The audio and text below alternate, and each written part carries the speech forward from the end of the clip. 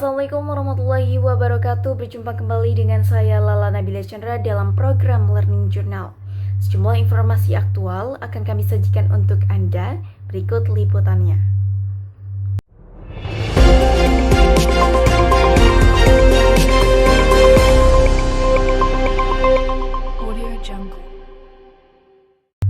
Perkuliahan Teknik Reportase dan Investigasi Berita dilaksanakan secara tatap muka pada tanggal 30 Oktober 2025 di Gedung Fakultas Dakwah lantai 3 UIN Sultan Maulana Hasanuddin, Banten.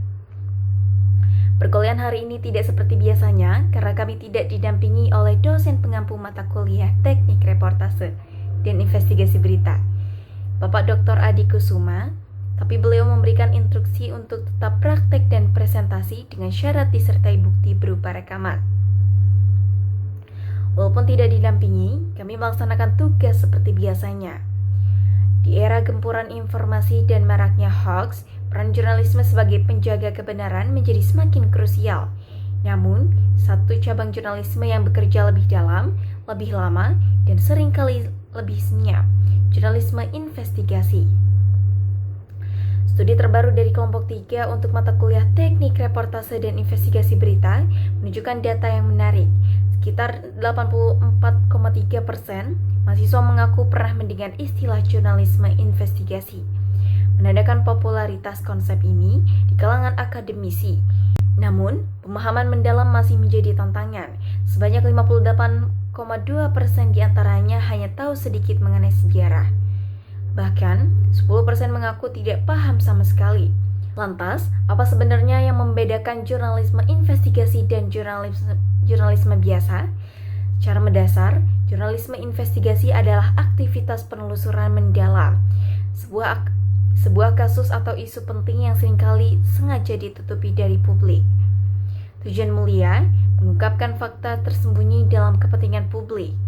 Jika jurnalisme berita bisa mengejar kecepatan dan akualitas, jurnalisme investigasi menuntut ketekunan, waktu, dan keberanian moral yang luar biasa. Menariknya, di dalam kelas, semangat untuk mempraktikkan ilmu jurnalistik ini sangat terasa. Beberapa waktu lalu, mahasiswa bahkan melakukan simulasi reportase dan langsung menggunakan Vimeo, sebuah bukti adaptasi terhadap teknologi penyiaran modern yang menjadi strategi penting di era digital saat ini. Hal ini sejalan dengan tingkat kesiapan mereka. Data survei menunjukkan gambaran yang cukup optimis, sekitar 45,7% mahasiswa merasa cukup siap. Dan jika digabungkan dengan yang merasa siap dan sangat siap, angkanya mencapai lebih dari 70%.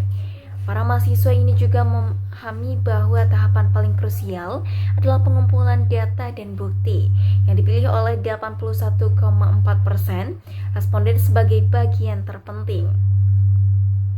Ini adalah inti dari investigasi, bahkan sekedar opini, tetapi juga membuktikan berbasis fakta yang solid. Tentu saja, praktik di kelas harus diimbangi dengan pemahaman prinsip yang kokoh. Menanggapi hal ini, pakar komunikasi sekaligus dosen pengampu mata kuliah ini, Dr. Adi Kusuma, MSI, menurut beliau, di tengah tantangan seperti tekanan politik, ancaman cyber, dan krisis kepercayaan publik, seorang jurnalis investigasi tidak cukup berani. Mereka juga harus bersenjatakan prinsip dan etika. Prinsip dasar seperti kebenaran, independensi, keadilan, dan tanggung jawab sosial adalah kompas moralnya. Tanpa mematuhi kode etik jurnalistik, seperti kewajiban melakukan cek dan recheck secara tidak mencampur adukan fakta dengan opini yang menghakimi, sebuah laporan investigasi justru berisiko dengan fitnah atau hoax. Disinilah interogasi seorang jurnalis benar-benar diuji. Pada akhirnya, dari ruang-ruang kelas inilah contoh penjaga kebenaran lahir. Dengan pemahaman yang mendalam dan pelatihan yang relevan, diharapkan generasi jurnalistik masa depan mampu menjalankan perannya sebagai pilar keempat demokrasi, memastikan transparansi dan akuntabilitas sebagai tetap tegak di negeri ini. Demikian berita kampus hari ini. Saya Lala Nabila Chandra dan kru yang bertugas pamit undur diri. Sekian, wassalamualaikum warahmatullahi wabarakatuh.